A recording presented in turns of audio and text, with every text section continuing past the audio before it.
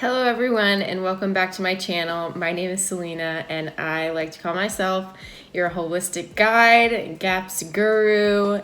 I like to talk about all things food, all things GAPS related, emotions, and just creating a healthy home and lifestyle inside and out. Today I'm going to be talking about meat stock. Meat stock. If you've been around the block for any amount of time recently, you might have seen that meat stock or like bone broth is a huge fad in the health world right now. Did you know that there's actually broth bars in California? Yeah, that's right. You could actually go to a bar and get broth or meat stock instead of getting alcohol nowadays. And it's really trending and people are really into it. Okay, so what's the deal and why are people so obsessed with bone broth and meat stock right now? What is it? Well, meat stock and bone broth are full of gelatin, and gelatin has been proven to be one of the most healing substances for your gut. If anyone's heard of leaky gut syndrome, it's where the lining of your intestine becomes permeable and can actually cause sickness. Meat stock actually heals and seals your gut lining. It's one of the most nourishing substances there is, honestly. That's because the bones and the connective tissue and cartilage, the feet,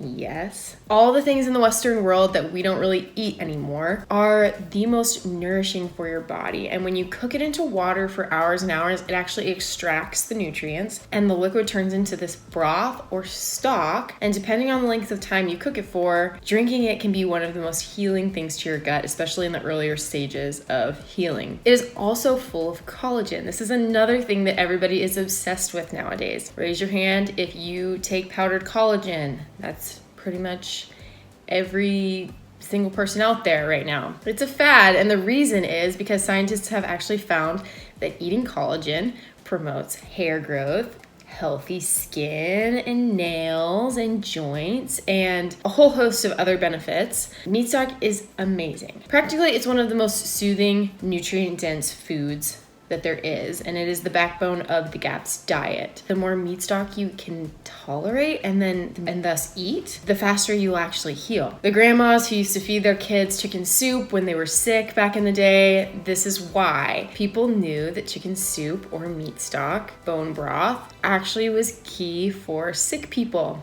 I remember having Lipton soup when I was a kid and I got sick, and obviously, there's pasta in it and it wasn't as good as what I'm about to show you, but people get that that's why soup is for sick people, is because there is a lot of nourishment in it. Now, there's a huge difference in quality when it comes to meat stock. There's a broad array of what's out there, and I'm gonna show you what I know as the best possible way to make meat stock. It's taken me a year and a half of refining, but I feel like I've got a lot under my belt. I made a lot of mistakes and I want to share those with you. I'm going to start off by explaining the biggest mistakes that I see when it comes to meat stock on the GAPS diet. The first one is cook time. This is a really common mistake. Chicken stock is meant to be cooked for 2.5 hours. Beef stock is meant to be cooked for 3.5 hours. So depending on the size of your chicken, it may take more or less time, but the real important thing to remember here is that meat stock is not the same thing as bone broth. Bone broth is a much longer cook time. It's 6 to 8 hours. That's usually what I'll see for bone broth. And the reason we are making meat stock and not bone broth is because in the beginning of healing, meat stock is much easier to digest and much more soothing to leaky gut. Bone broth is great when it's tolerated, but the increased cook time does add some nutritional strength to it. And I have heard of people making bone broth and actually not seeing the results that they would have seen with meat stock because it actually is too much for their body to handle in the beginning of the healing process. A lot of people end up giving up, but the reality is if you can just kind of shift the way that you're making things, it can have a dramatic effect on your body. So mistake number two that I see a lot is people putting things in their stock that they actually can't tolerate. This is a common mistake I see with people heaping on garlic because it tastes so good, but actually triggers reactions for people. And that's not because the stock itself isn't actually healing, but it's what you're putting in it. It just isn't tolerated yet. That goes especially for things like pepper. In the beginning of the GAPS diet, we put in full peppercorns and then we strain them out because they're just there for the flavor. And we want to remember that pepper is a nightshade. It can be harder on a more damaged gut. So watch and be sure that you can really tolerate the things that are in your meat stocks. Otherwise, you might have a negative reaction, and it's not really the stock's problem. It's really that you just need to slow down on the kinds of things you're putting in it. Maybe it's herbs, maybe it's vegetables, being kind of aware that those things have an effect on your body as well. So mistake number 3 that I see, and this is a huge mistake, everybody, and this is one that I have made so often, and that is putting too much water in your meat stock. If your stock doesn't gel, either it means that the cook time is off, or more commonly, your ratio of water to meaty bones is off. And I will tell you a funny story about my beginning meat stock stories. In the beginning, my husband and I were learning how to make meat stock, and literally all we had left was a package of ground beef. And I told my husband to make meat stock today, and I went out to school and I came back to literally one package of ground beef in a pot full of water, like full of water. You know, ground beef packages are like this big, and it was full of water. And let me just tell you, he did not add any salt or any vegetables, so it tasted so horrible, but it was so out of proportion. And I'll tell you, we did not make that mistake again. It did not taste good. It was not fun. And I ended up trying to fix it with adding beef liver, and it was just horrible. So no offense, honey. We're learning. We're really learning. But I still made progress in that time of learning how to make meat stock and not doing it perfectly. So I'm not saying that it needs to be top notch right as you get started, but this is something that I've been increasingly adjusting as time goes on to try to make the most gelatinous meat stock there is. You want meat stock to gel in the end. When it becomes like almost solid with the amount of gelatin that's in there, that's kind of when you know you've succeeded. Don't put too much water in. You're going to need to drink more of it to get the nutritional benefits. So if you're wanting to heal faster, then this is the way to do it. So don't make that mistake. And mistake number 4, this is my last big mistake, is that meat stock is made with meaty bones. This means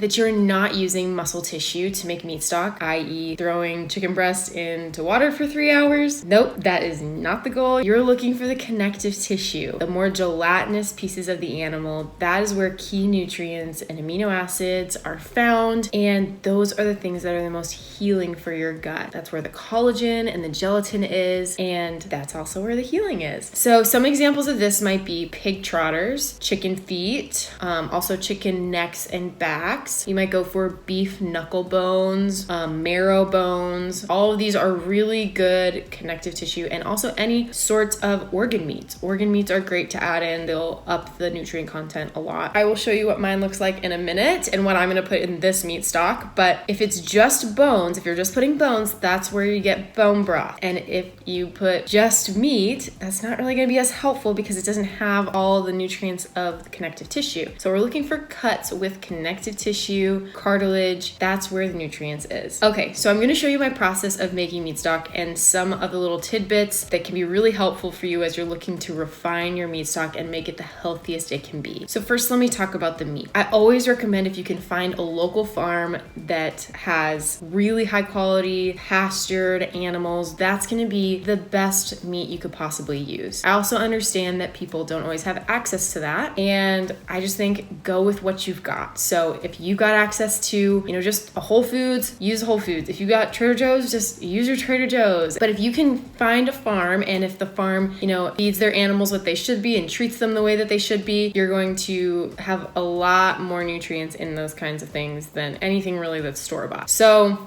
where I get my chicken carcasses and feet are in bulk from Azure Standard. If you don't have access and finances to a whole beef, this is a great option too. I have found this to be the most affordable way to make meat stock right now. I can't really afford to buy the whole beef right now, but the times I go to health food stores and buy enough meat product for 2 to 3 gallons of meat stock, because that's what I go through in a week, I end up spending around $75 per batch, and that just does not work. It just doesn't work. So the total I spent for the bulk order of meat stock ingredients from Azure was maybe $175 with shipping. But guys, this lasts me sometimes up to 3 months, which means that it's like less than $20 a week, which is great. You really can't get much better than that. Now, my second no is going to be on the water. I use a Berkey water filter, and I like to add back minerals into it. So salt is really important in any meat stock for flavor, for getting your minerals in. You especially want to add it back in once you filter the water. And I can go into this in another video of why filtered water is so important, but I use the Berkey with the fluoride filter, and that's really the best most cost-effective way I've found to filter water right now. The reason why we use filtered water is because you do not want to have crap in your water that causes it to be borderline toxic. That's just not what we're going for here. So you're gonna put the water, the salt, and the meaty bones into a stainless steel pot. It doesn't have to be big, depending on how much you're making.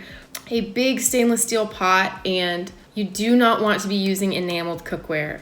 I see this a lot, and in case you aren't aware, let me be the first person to tell you that it's extremely toxic and you should definitely not be using anything nonstick. So keep that out of the picture. You're using a stainless steel or a cast iron pot. I know the ceramic out there can sometimes be non-toxic. I just don't really do that. Stainless steel is a great option. And now you're gonna also add some flavoring in. So I've done a lot of different things with this, but the best I have found is when there's more garlic, onion, and pepper. I find that that's like all you need, and it really tastes so good. Now remember, if you can't tolerate those things, go slowly and do what your body can handle. It took me a while to work up to what I'm at right now, but I'll do a good amount of garlic, a bay leaf or two, and some fresh herbs are also really great, and I can tolerate that stuff really well, and it tastes really, really good. So some good herbs might be oregano, basil, thyme. All of those are great, and this is where you can also kind of get creative or just work with what you have. If all you have is salt and pepper, just go for the salt and pepper. Anything really works here. This part is just for fun and for flavor and for enjoyment. I also like to add a splash of apple cider vinegar to mine. It's supposed to help to extract the nutrients from the bones, particularly the beef bones, but even in chicken, I will add it in pretty often because you don't really taste it, and it has really great anti-inflammatory benefits as well. Okay, so now I'm gonna put it on my stove on high until it comes to a boil. And once it comes to a boil, you're gonna take a spoon, a stainless steel spoon, guys, no plastic here. We're going to skim the scum off. So there are a lot of theories as to why there's scum, but some people say that the higher quality chicken, the less scum there is. And so maybe that's a way of kind of getting rid of some of the crap or toxins that's being released in the cooking process. Personally, I've just found that that stuff doesn't really taste very good. It tastes a little bit bitter when I leave it in, so I will remove it. If you forget to remove it, don't worry about it. These are just kind of little details, but they do help your meat stock to taste the best, and some people will say be the healthiest it can be. So just do your best. But now I'm going to put it on simmer and start my timer for 2.5 hours. After that time is up, I'm going to turn off the stove and just let it cool for 30 to 45 minutes before ladling it out. That really just helps me not to burn myself when I pour, which I was doing a lot in the beginning. It can be a little traumatizing. We're not gonna do that right now, so I'm gonna let it cool. And here's where my biggest tip comes in with meat stock. All right, are you ready for this, guys? This pouring measuring glass. This hack saved me literally hours. I kid you not. I spent 2 hours ladling meat stock every week for a full 6 to 8 months before I realized what was going on. It was taking me forever, and then one day it just dawned on me that I could just use this ladle. If you don't have one, pick it up from your nearest dollar store. It's the cheapest thing in the world, and let me tell you, today this will save you so much time. So because I transfer meat stock this way, it ends up being about 20 minutes most times, so it's really very worth your time. Do that. Now here's the point when you can kind of choose what to do. I don't put a ton of the actual meat stock. Like I said, I do a lot of meaty bone, and most of it isn't what people typically eat. If you do a whole chicken, you will end up needing to do the step to pick through it all. And I have cut time by buying the chicken frames and just tossing everything in the garbage after. So really all I have to do is ladle. So if you're short on time, that is something that I would recommend. But another hack, and this is when it comes to healing time, is it's recommended by Dr. Natasha for quicker healing to actually sort through the meaty bones. And yes, if you have some meat there, eat it, but the skin and the connective tissue, you're gonna actually put back in the pot and blend it in using an immersion blender and just drink it that way. You really don't taste it. Those bits are the parts of the animal that people really don't enjoy eating, but they are jam-packed full of nutrients. So if you want to go to another level, put those skins and that cartilage back in there and blend it up. I'm telling you, that stuff is so full of nutrients. That's the kind of thing you can do for quicker healing.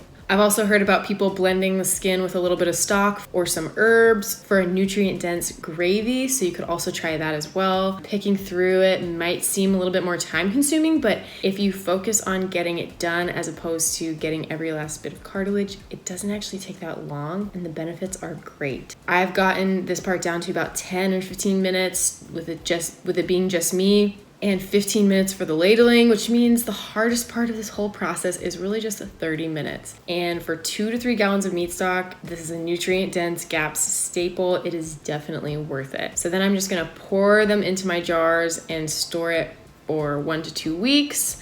This actually will probably just last us a week because we have a lot of meat stock on a daily basis. So drink your meat stock, guys. Go with what your body can tolerate, but the more of it, the healthier it is. So if you found this video helpful, like and subscribe. If you've ever made meat stock before, let me know in the comments how it went. And if you have a funny meat stock fail story, tell me. I would love to hear about it. I make a new video just like this video every week, and it's my passion to walk alongside people as they heal and grow. It inspires me and hopefully brings encouragement to you. I will see you in my next video.